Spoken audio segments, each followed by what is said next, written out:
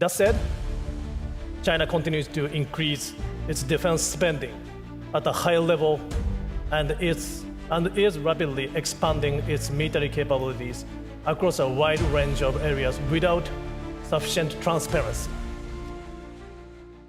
Thank you very much for a lot of questions from the floor. Before answering the questions, let me go back to the comment made by Minister Dillon on football. We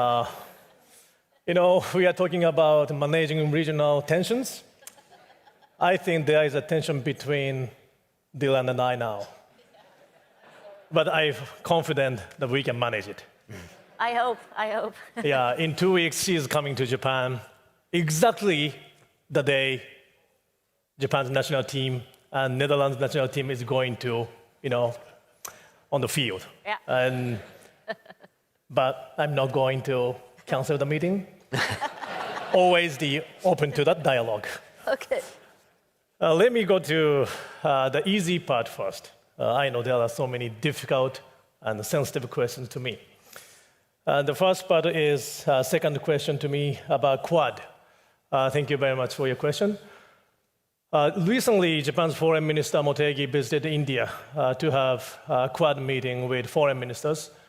It would be great if we can have that among defense ministers too. Defense cooperation could be an area we can work together.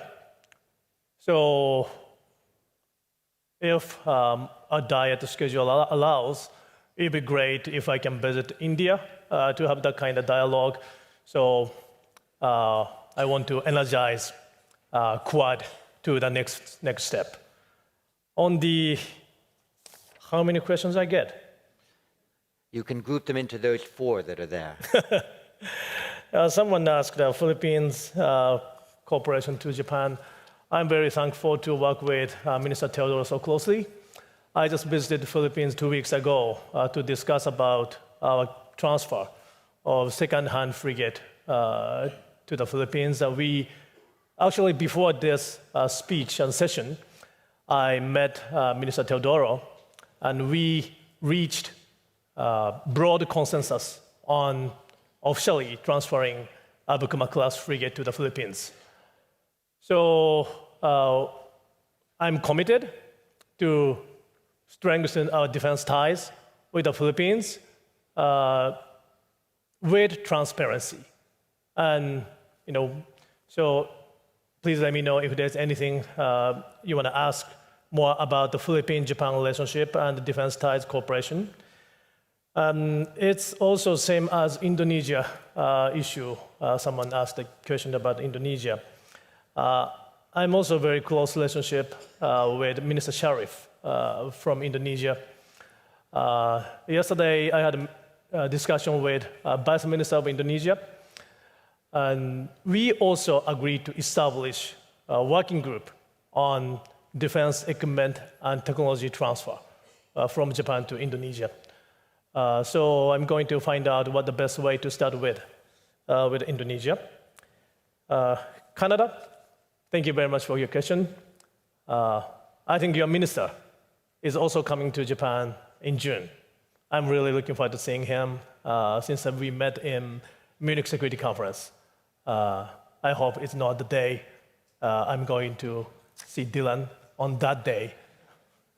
But with Canada, it's very important for us to work even more closely because, as I mentioned, the importance of openness and freedom of Indo-Pacific area. It is not just about regional issue.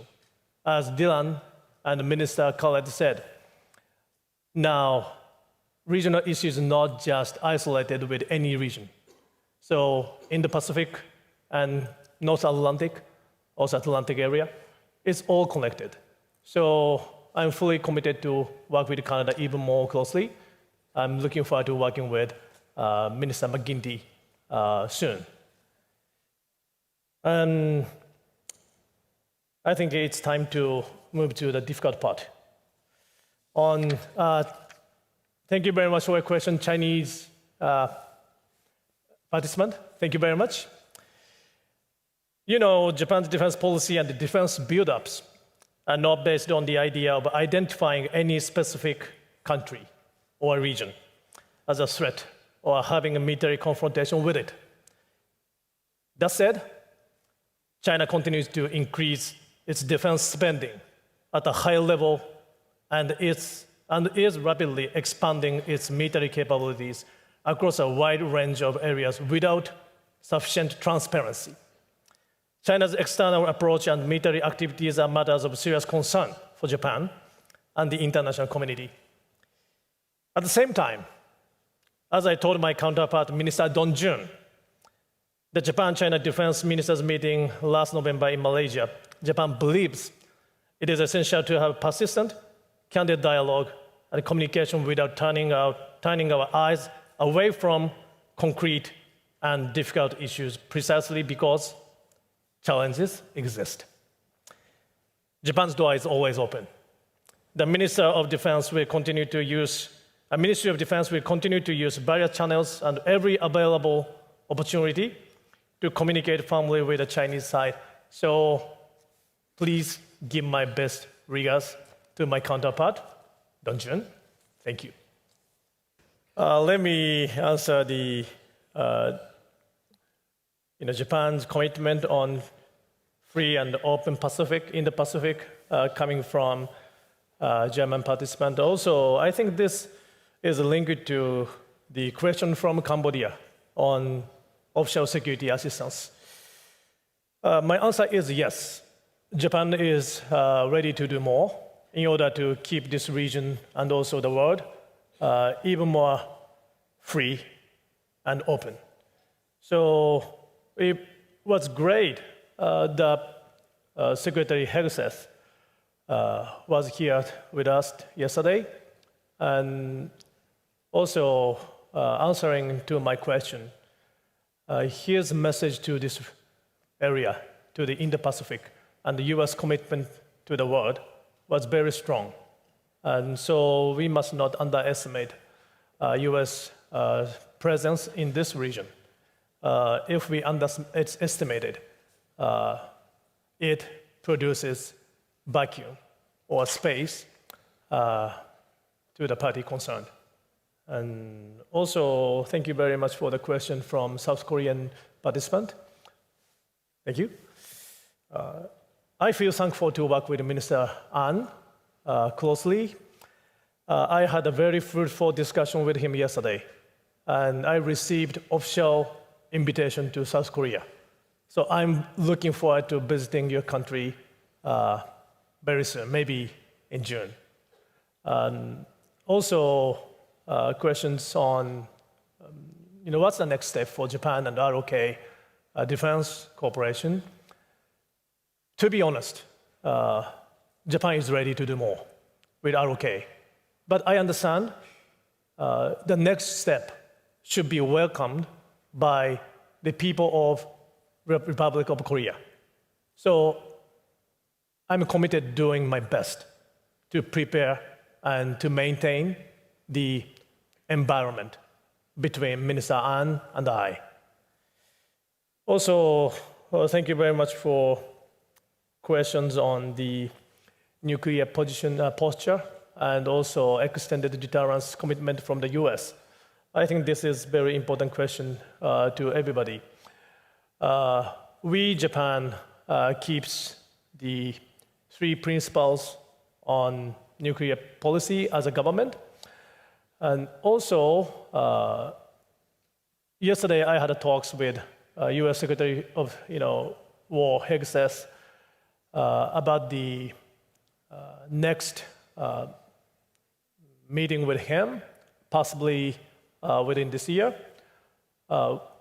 It's very important to keep communicating with friends, with allies, and like-minded states. I think this issue and the question is linked to a question coming from a French participant, which is about transparency. I think transparency is not just coming from numbers or data. It's coming from the discussions and open dialogue between the allies and like-minded states. That's why I'm trying to explain Japan's policy at Shangri-La, and Munich Security Conference, and the Honolulu Defense Dialogue. And I also attended World Economic Forum at Davos in a meeting. It was the first case for Japan's defense minister to attend there. Also last year, I attended ADM Plus in Malaysia. You know, as we talk about the tensions in the world and in the region, we need to talk. We need discussions. So continuous dialogue provides transparency. So I'm trying my best to do so, even with countries with disagreements. I'm always welcome to the dialogue. So thank you very much for Chairman Chipman to hold this Shangri-La, which is very meaningful and valuable. This Shangri-La is my first time, and it's great. So I hope I'm going to see all of you today, next year, or if you plan to come to Japan, everybody is welcome. Thank you very much. Thank you very much, Minister.